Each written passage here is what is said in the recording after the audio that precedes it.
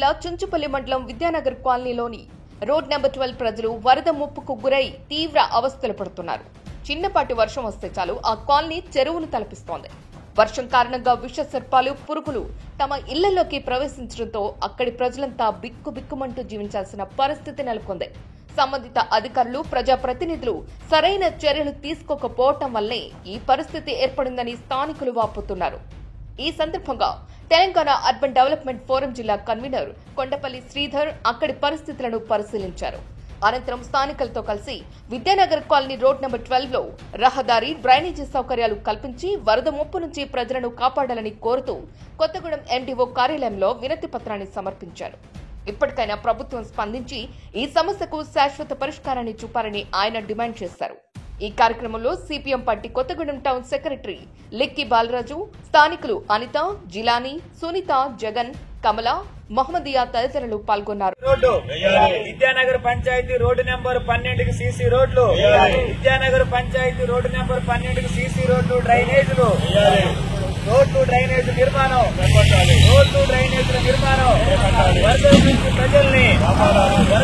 ప్రజల్ని కావాలి రోడ్లు, కావాలి రోడ్లు.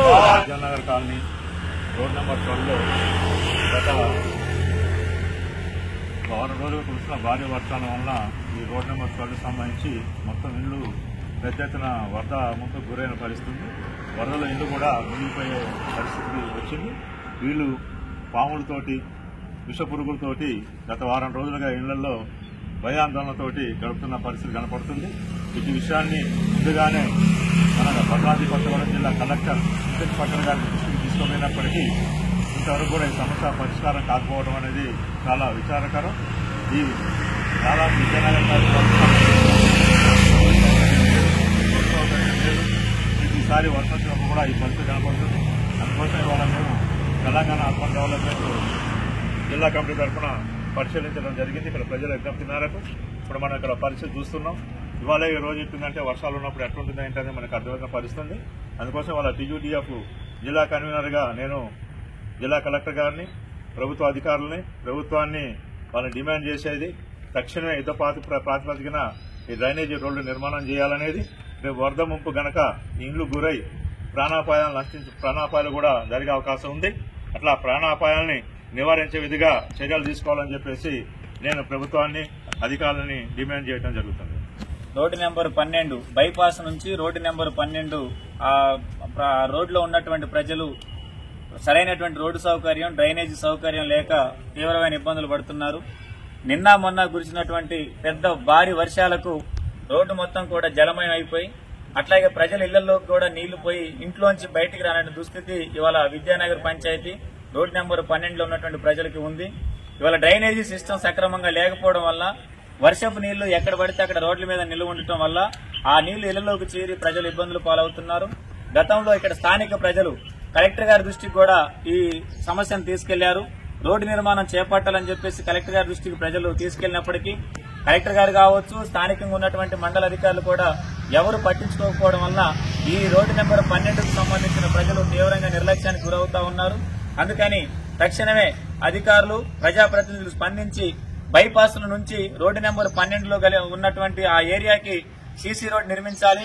డ్రైనేజీ నిర్మించి వర్షపు నీళ్లు డ్రైనేజీల ద్వారా పక్కనే రామవరంలో ఉన్నటువంటి గోధుమ వాగులో కలిపే విధంగా డ్రైనేజీ వ్యవస్థ నిర్మించాలని చెప్పి సిపిఎం పార్టీగా డిమాండ్ చేస్తున్నాం.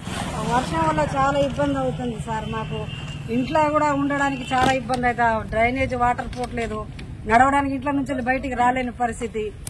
వర్షం పడ్డప్పుడు మాత్రం చాలా ఇబ్బంది అవుతుంది. దోమలు, పాములు కూడా చుట్టూ బాగా వచ్చేస్తున్నాయి, ఇంట్లోకి వచ్చేస్తున్నాయి పాములు కూడా. చాలా ఇబ్బంది అవుతుంది సార్ మాకు. దయచేసి కాలువ ఒకటి, రోడ్డు ఒకటి మాకు వచ్చేలాగా చూడండి సార్. దీనికి సంబంధించిన అధికారులకు దండం పెట్టి చెప్తున్నాం సార్. మేము మాకు ఇంకా ఇంతకు మించి ఇంకేం చేయలేము సార్. ఇది ఒకటి సాయం చేసేలాగా చూడండి సార్. పరాయిలా ఈ విద్యానగర్ కాలనీ రోడ్ నెంబర్ 12కి రోడ్డు శాంక్షన్ చేయాలని అధికారులకు విజ్ఞప్తి చేస్తున్నాను.